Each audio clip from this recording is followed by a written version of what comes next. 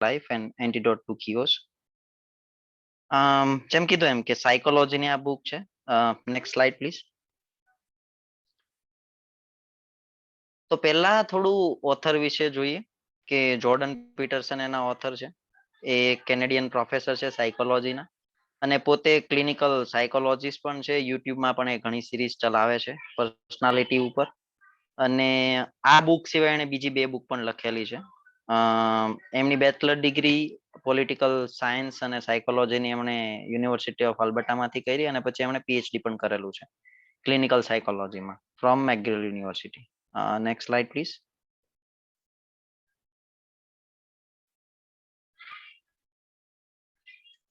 Okay, તો થોડું book વિશે જોઈએ. તો રિસેન્ટ બુક છે અને ઓફકોર્સ આપણે આ બુક ક્લબમાં એવું પણ કરીએ છીએ કે we try to pick a latest book rather than old books. So the જે નોલેજ અને જે કન્ટેક્સ ને બધું હોય that there are more relevant rather than old principles. But એવું નથી કે આપણે ખાલી નવી ફ્રેશ બુક જ લઈએ છીએ. There are some evergreen book પણ આપણે લઈએ છીએ. તો આ થોડી રિસેન્ટ બુક છે અને આ બુકનું બેકગ્રાઉન્ડ કંઈ એવું છે કે આ જોર્ડન પીટરસનને કોરા પર આન્સર આપવાનો એક શોખ હતો. એ ઓલવેઝ કોરા પર આન્સર આપતા હોય છે. તો એમણે એક આન્સર જોયો, ક્વેશ્ચન જોયેલો કે ભાઈ what are the most valuable things everyone should નો. અને એમનો એને આન્સર આપેલો વિથ 42 રૂલ્સ અથવા 42 things that we can say. પછી એમાંથી સમવન અપ્રોચ ટુ હિમ કે ભાઈ આને થોડું શોર્ટન કરીને કેવી રીતે એક બુકના ફોર્મમાં આપણે સારી વસ્તુ સોસાયટીને આપી શકીએ. તો પછી આ બુક લખવામાં આવી 12 રૂલ્સ ફોર લાઈફ કે જેમાં 42 માંથી 12 રૂલ લેવામાં આવ્યા અને આઈ થિંક આની સક્સેસર બુક છે beyond the order another 12 rules for life. So એ પણ આની નેક્સ્ટ બુક છે જે આ જ ઓથરે લખેલી છે. અને after the release of this book this was almost in the top best sellers in Canada, US and UK. કે અને 5 મિલિયન કોપી પણ ઓલમોસ્ટ આ બુકની વેચાયેલી છે. So it is really good book. Next please. So આગળ વધતા આપણે ફર્સ્ટ ઓફ ઓલ તો એવું કરીએ કે why you should read this book. કે ભાઈ શું કામ આપણે આ બુક વાંચવી જોઈએ. The book of rules. આપણે કહેતા હોય ને કે વાય અનધર રૂલ્સ, એમ કે ભાઈ આટલા બધા તો રૂલ્સ છે એમ, તો પાછા બીજા રૂલ્સ.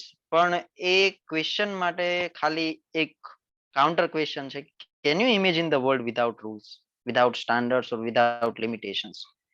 કે આટલા બધા રૂલ હોવા છતાં ઓથરે એવું કીધું છે કે આપણે બે વિશ્વ યુદ્ધ જોયા છે, રાઈટ? તો આપણે વિચાર કરીએ કે જો રૂલ્સ ના હોય આ વર્લ્ડ ની અંદર તો આ વર્લ્ડ કેવું હોય? So that is Y everyone should read this book. આપણે ઓલમોસ્ટ જ્યારે વી આર ઇન કોલેજ આપણે બધા સ્ટેટસ મૂકતા હોઈએ અથવા હજુ બી ઘણા કોલેજ લોકો મૂકતા હશે કે માય રૂલ્સ માય લાઈફ અથવા માય લાઈફ માય રૂલ્સ, બરાબર છે? પણ it is not practically possible. એમ કે જયારે આપણે એક મેચ્યોર એજ ના થઈએ ત્યારે ખબર પડે કે એવું કંઈ હોતું નથી, બરાબર? સો એવી મેન્ટાલિટીના લોકો હોય તો એને હું ડેફિનેટલી કહીશ કે તમારે આ બુક વાંચવી જોઈએ. એવું નહીં કહું કે તમારે ના વાંચવી જોઈએ. You should definitely read this book. Next slide please. So let see sum of the rules. 12 rules છે પણ બધા આપણે ડિટેલમાં ડિસ્કસ નહીં કરી શકીએ બીકોઝ ઓફ ટાઈમ કન્સ્ટ્રેન્ટ્સ. સો અમુક રૂલ્સ મેં પિક કરેલા છે વિચ આઈ ગોટ કે ભાઈ જે રિયલી વેલ્યુએબલ છે અને જે મને ગમેલા છે. તો this is a third rule in the book કે make friends with people who want the best for you. અને આની અંદર ઓથર રિયલી એવું કહેવા માંગે છે the whole topic is about friends first of all. અને ઓથર જનરલી એવું નથી કહેતા કે who want the best from you, but the actual meaning is કે who demands the best from you. એવા આપણે આપણા ફ્રેન્ડ્સ બનાવ્યા કે જે આપણી પાસે આપણા બેસ્ટની ડિમાન્ડ કરે. અને આ ચેપ્ટરની અંદર ઓથર એના એક ફ્રેન્ડની વાત કરી છે, ક્રિસ. આપણે કહીએ ને કે જેવો સંગ તેવો રંગ.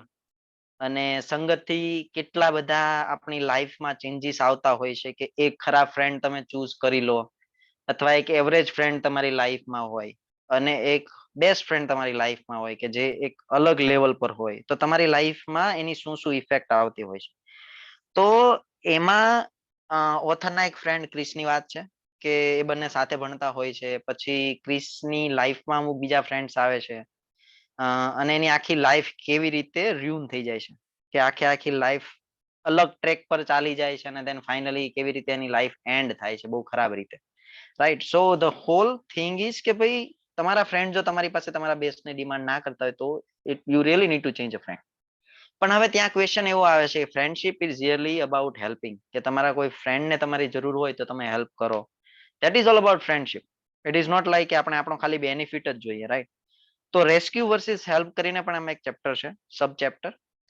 તો ઓથર એવું કહે છે કે ભાઈ તમારે કેટલી હદ સુધી અથવા કેટલા લેવલ સુધી તમારા ફ્રેન્ડની હેલ્પ કરવી જોઈએ. અને એમાં જે એક મેઇન ટોપિક છે અથવા જે મેઇન લાઈન લખેલી છે, તો ઓથર એવું કહે છે કે it is impossible to help or rescue the person if he didn't want to improve.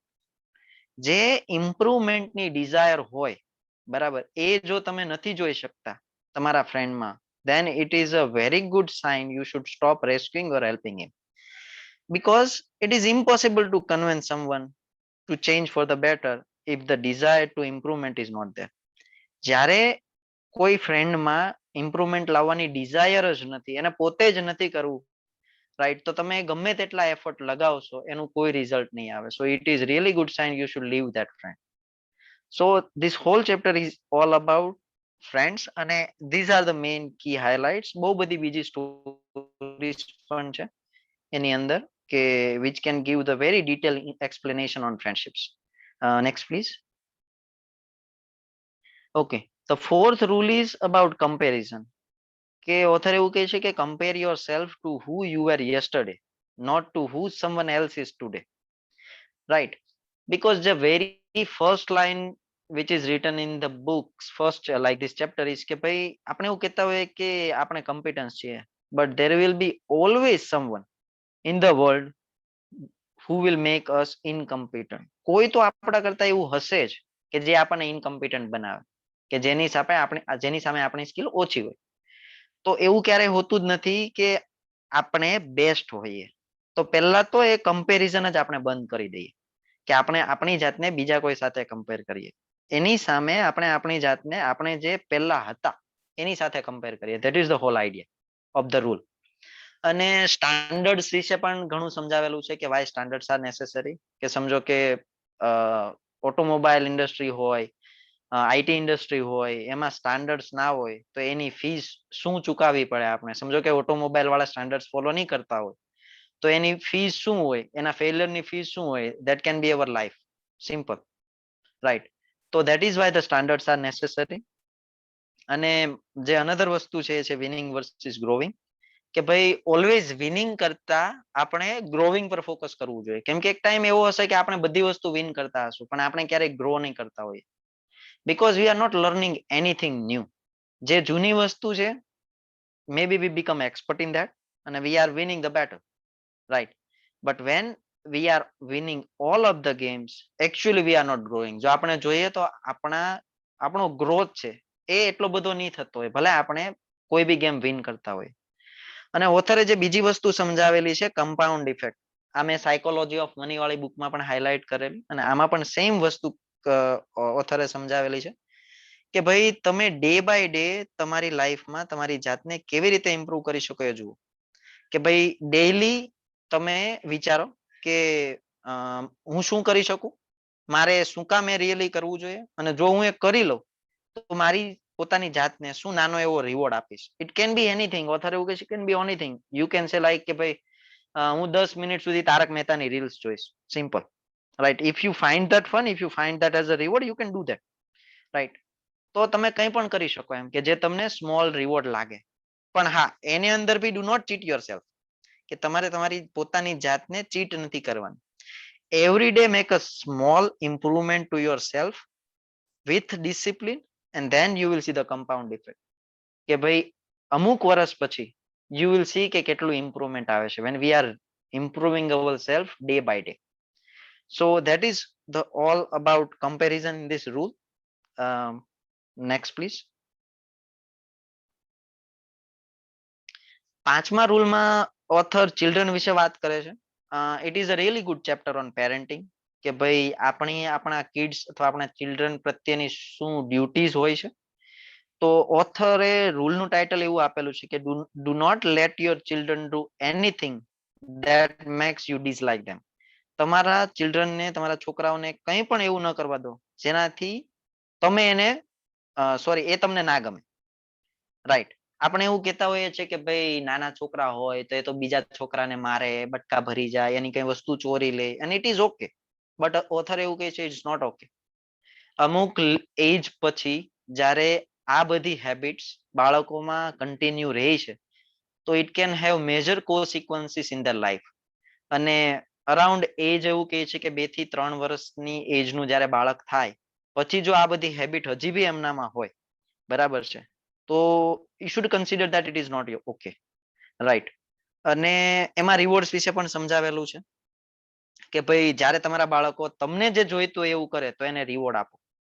એક નાનકડો રિવોર્ડ આપો, પણ એની હેબિટ નહીં પાડો. ઓથર એવું કહે છે કે મેં મારી એમની દીકરીને એવું કીધેલું કે તું જો પોતે ઇન્જેક્શન મુકાવીશ જાતે જઈને તો હું તને $50 આપીશ. પછી $50 ના એને $30 કર્યા, ધીમે ધીમે $30 ના એને $10 કરી દીધા, $10 માંથી $5 કરી દીધા, $5 માંથી એને સાવ બંધ કરી દીધું. So it was a good to develop the habit, પણ એને પૈસા લેવાની હેબિટ નહીં પાડેલું. So you can do something like that. જ્યારે તમારા છોકરાઓ તમને જે જોઈએ એ કરે છે તો આપણે એને રિવોર્ડ આપીએ. અને એક બીજું ચેપ્ટર એવું પણ છે કે પનિશમેન્ટ વર્સિસ કેર, કે ભાઈ અત્યારે આપણને એવું લાગે કદાચ કે ભાઈ અવળા બાળકને પનિશ કેવી રીતે કરવું, પણ એક નાનકડી પનિશમેન્ટ, અત્યારની punishment, it can save lots of punishments of in the future. કે જ્યારે એ લોકો સિરિયસલી કોઈ મોટી વસ્તુ નહીં કરે, જેમ કે સ્પેસિફિક એક્ઝામ્પલ છે કે ભાઈ બાળકોને કઈ વસ્તુ કોઈની લઈ લેવાની આદત હોય, બરાબર છે, તો તમે એને એકવાર સમજાવીને પનિશ કરીને ના પાડી દો તો એ હેબિટ બંધ થઈ જાય. પણ જો હેબિટ કન્ટિન્યુ રહે અને બાળક જ્યારે મોટું થાય તો એ મોટી વસ્તુઓની ચોરી કરશે. રાઈટ. તો it is actually care, it is not the punishment. અને જે મેઇન કન્સેપ્ટ છે આ ચેપ્ટરનો એ એવું છે કે જો આપણને જ આપણા બાળકો નહીં ગમે, આપણને જ એના એક્શન નહીં ગમે, તો વર્લ્ડને તો કેવી રીતે ગમશે, બીજા બાળકોને કેવી રીતે ગમશે, જેની સાથે ફ્યુચરમાં આપણા બાળકને ડીલ કરવાનું છે વર્લ્ડ સાથે. રાઈટ. અને એ આપણી પ્રાઇમરી ડ્યુટી છે એઝ અ પેરેન્ટ કે આપણા બાળકને આપણે એવી હેલ્પ કરીએ કે એનું બિહેવિયર સોશિયલ વર્લ્ડ માટે સુધરે, જેનાથી સોશિયલ વર્લ્ડ એના માટે ઓપન થાય રેધર ધેન કે ક્લોઝ થાય. અને બહુ બધું બીજું બી સમજાવેલું છે પેરેન્ટિંગ ઉપર. પણ ધ મેઇન થિંગ ઇઝ કે ભાઈ કંઈ પણ એવું એ લોકો ના કરે જેનાથી વર્લ્ડ એને વેલકમ ના કરે. The world should welcome him whenever they are ready, at every level, at every stage. So that is all about parenting and children in this chapter, in this rule. Next slide please. Okay. જે 9th rule છે એમાં author listening ઉપર કહે છે કે assume that the person you are listening to might know something you don't. એટલે એવું કરો કે ભાઈ તમે જે માણસને સાંભળો છો એ માણસને કંઈક એવું ખબર છે જે તમને નથી ખબર. અને એમાં વેરી સ્ટાર્ટિંગમાં ઓથર એવું સમજાવેલું છે કે ભાઈ લિસનિંગના એડવાન્ટેજ શું હોય. કે ભાઈ લોકોને જ્યારે તમે લિસન કરો છો તો એ તમને એના પ્રોબ્લેમ્સ વિશે કહે છે, એ પ્રોબ્લેમ્સને કેવી રીતે ફિક્સ કરશે એ વિશે પણ ક્યારેક કહે છે. તો સમટાઈમ્સ વી કેન રિયલાઇઝ કે ભાઈ આ પ્રોબ્લેમ તો મને પણ છે અને મારે પણ કંઈ આવું કરવું જોઈએ, અથવા મને પણ આવી રીતે સોલ્યુશન મળી શકે. પછી સેકન્ડ વસ્તુ જે લિસનિંગ ઉપર છે એ છે એવી છે કે ભાઈ તમે ખાલી લોકોને નહીં પણ તમારી જાતને પણ સાંભળો અને એકચ્યુઅલમાં વિચાર કરો. ઓથર એવું કહે છે કે તમે જ્યારે પોતે પોતાની જાતને સાંભળો then you should be 2% inside you. 2% તમારી અંદર સામે સામે વાત કરવા જોઈએ. Then you should actually listening and thinking. So it is really important. અને જે થર્ડ છે it is one method that is shown, કે જે આપણે આઈટીઝમાં અથવા કોઈ બી મીટિંગના ડિસ્કશનમાં it can be really useful. Carl રોજર્સને એક મેથડ છે. જનરલી કેવું હોય કે આપણે કોઈ આઈડિયાઝ ડિસ્કસ કરવા માટે ભેગા થયા હોય અથવા કોઈ આઈડિયાના એક્સપ્લોરેશન માટે થયા હોય તો આપણે બીજા માણસને પ્રોપર નહીં સાંભળીએ, આપણને આપણો આઈડિયા જ માઇન્ડમાં વિચારતો હોય અથવા બેસ્ટ લાગતો હોય તો we do not give proper attention to the person who is sharing his idea. તો આ મેથડની અંદર એવું કહેવામાં આવ્યું છે કે બીજો માણસ ત્યારે જ એનો આઈડિયા શેર કરે.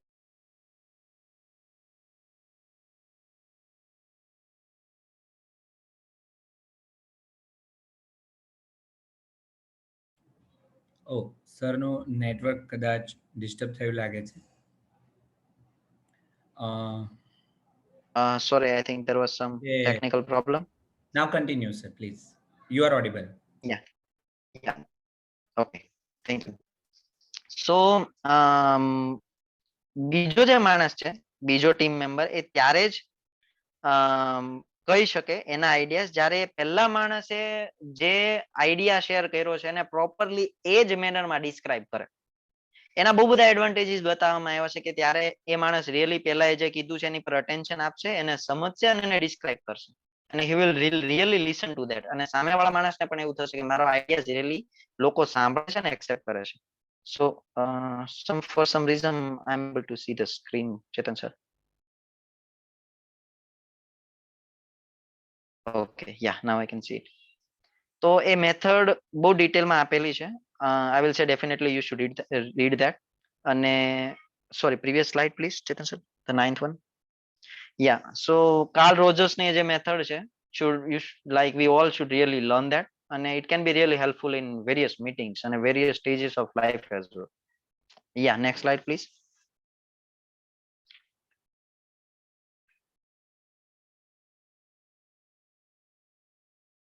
જે 12th રૂલ છે, લાસ્ટ રૂલ, એમાં ઓથરે બધું લાઈફ વિશે બહુ બધું સમજાવેલું છે. પણ એનું ટાઇટલ થોડું અલગ આપેલું છે કે pet a cat when you encounter one on the street. અને આમાં ઓથર મોસ્ટલી એવું કહે છે કે what to do when you don't know what to do. તમારે શું કરવું જોઈએ જ્યારે તમને ખબર જ નથી કે તમારે શું કરવું જોઈએ, રાઈટ?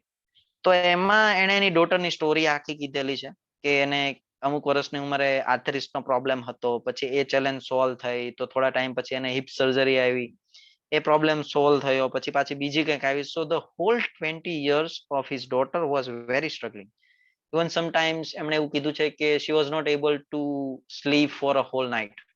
એટલું બધું પેઇન, જે એના ઓલમોસ્ટ 37 બોન્સમાં જે જોઈન્ટ્સ હોય એમાં પેઇન હતું, અને ઇટ વોઝ રિયલી પેઇનફુલ એમ. અને 20 વર્ષ સુધી ઓથરે અને એમની ફેમિલીએ જે સ્ટ્રગલ કરેલી છે, ત્યારે જે ક્વેશ્ચન આવે છે ઓથરના માઇન્ડમાં કે વાય માય ડોટર. આપણને ઘણી વાર એવું થતું હોય કે મારી સાથે જ શું કામ આવું, મારી સાથે શું કામ થયું એમ, કે વાય મી અથવા Y my family member.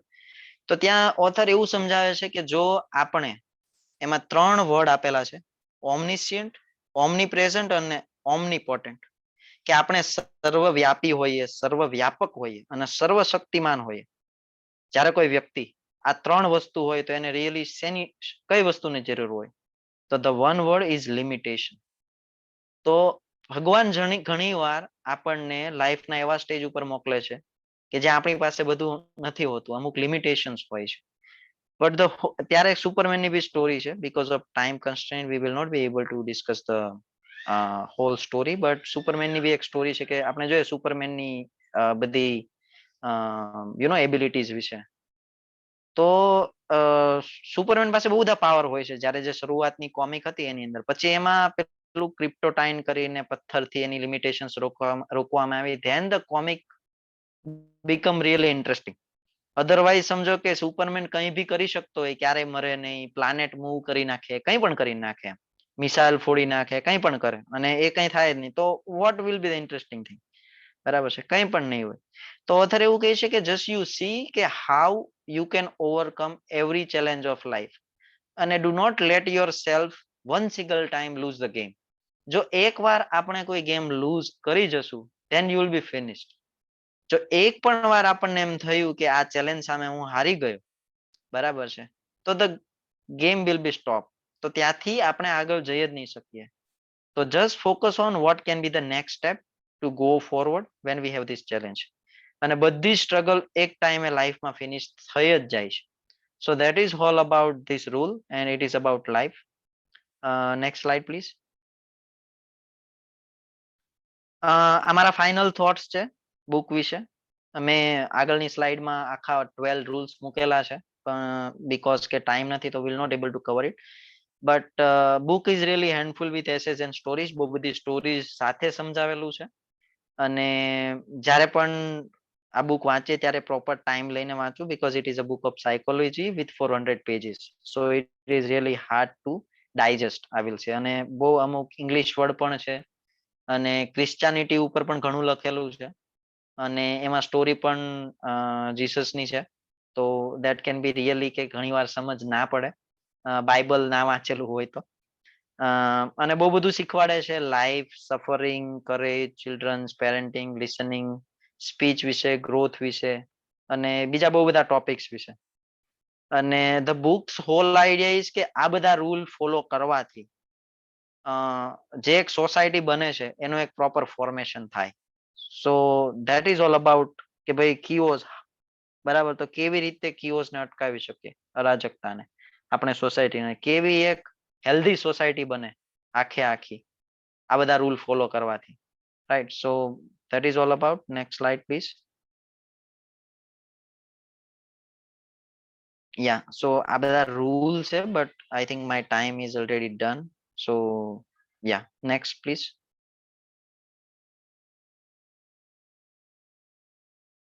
Yeah, next please. Yeah, so thank you.